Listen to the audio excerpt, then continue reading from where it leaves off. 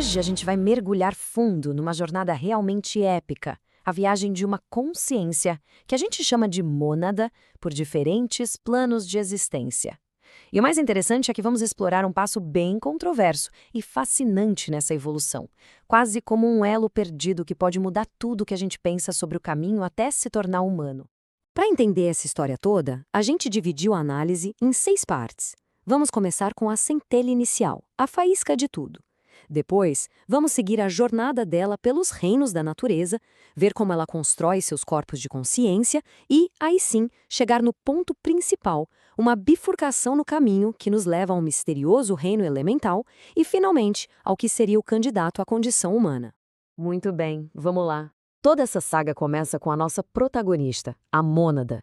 Ela é o ponto de partida de absolutamente tudo, a semente de onde toda a individualidade que conhecemos um dia vai florescer. Mas o que é exatamente uma mônada? Pensa nela como se fosse a centelha divina, a essência pura que dá início a uma peregrinação de milhares, talvez milhões de anos.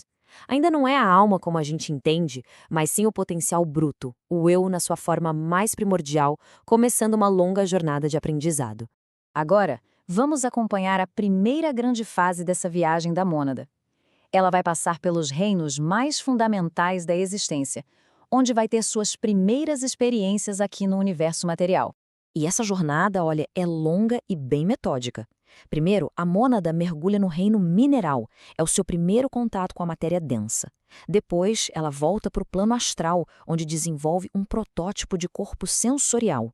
Com essa nova ferramenta, ela retorna para o plano físico e habita o reino vegetal. E depois de incontáveis ciclos, ela avança para o reino animal, onde vai experimentar vida em corpos que se movem e são cada vez mais complexos. Depois de passar eras e eras nos reinos inferiores, chega um momento que é um verdadeiro divisor de águas. É o que a fonte chama de o grande momento. É aqui que a mônada começa, de fato, a se individualizar, a formar os seus veículos superiores de consciência. E é aqui que a grande transição acontece. A mônada desperta num plano mais elevado, o mental superior, e ali forma o corpo causal, que é como se fosse o primeiro rascunho da sua individualidade.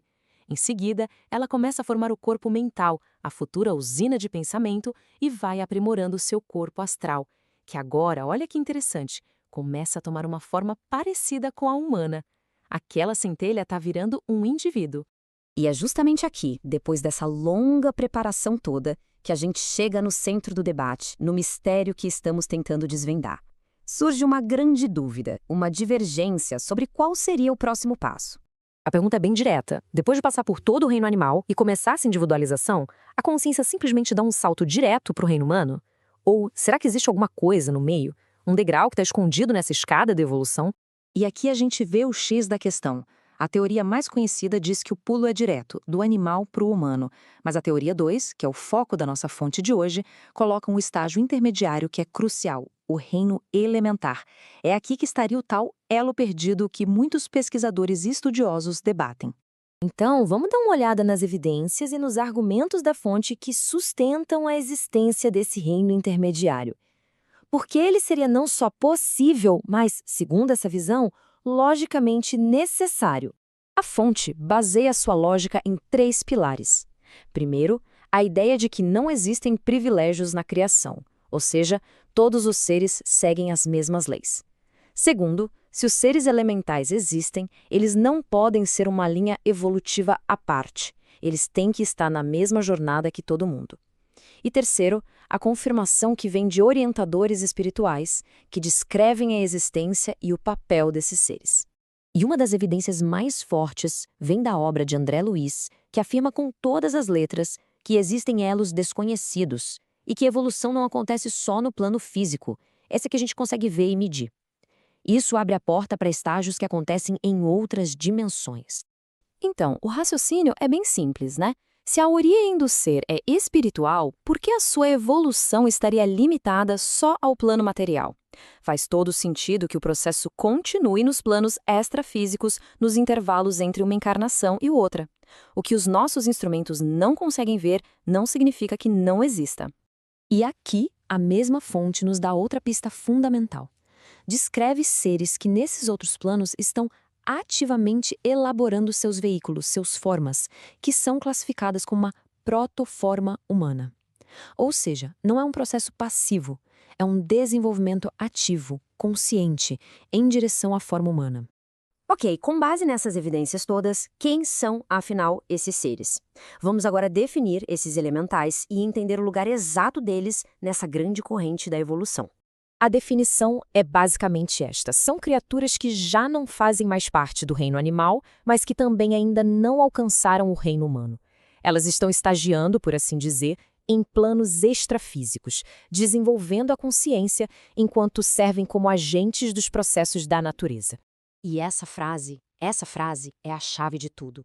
Eles não são um galho perdido na árvore da evolução, um beco sem saída. Segundo essa perspectiva, eles são candidatos natos à condição humana. Ou seja, estão diretamente na fila, no caminho para se tornarem seres humanos. Para ser ainda mais específico, a obra de André Luiz coloca eles entre o macacoide e o silvículo. O que isso quer dizer? Macacoide se refere ao ponto mais alto do reino animal, os primatas, e silvícola se refere aos primeiros estágios do reino humano. Os elementais estariam, então, preenchendo exatamente essa lacuna entre os dois reinos. E quais são as características deles? Bom, eles vivem em planos extrafísicos. A consciência deles ainda é bem simples, sem um discernimento claro do que é bem e mal. Isso os torna muito fáceis de serem influenciados por pensamentos tanto de espíritos quanto de nós aqui na Terra. E eles servem aos processos da vida, muitas vezes de forma bem instintiva. E assim a gente fecha essa análise. A existência de um reino elemental como um passo intermediário força a gente a repensar a evolução como um processo que vai muito além do mundo físico. E isso nos deixa com uma pergunta para refletir. Se existem elos invisíveis no nosso passado evolutivo, que outros estádios ocultos e talvez maravilhosos podem estar no futuro da nossa própria jornada?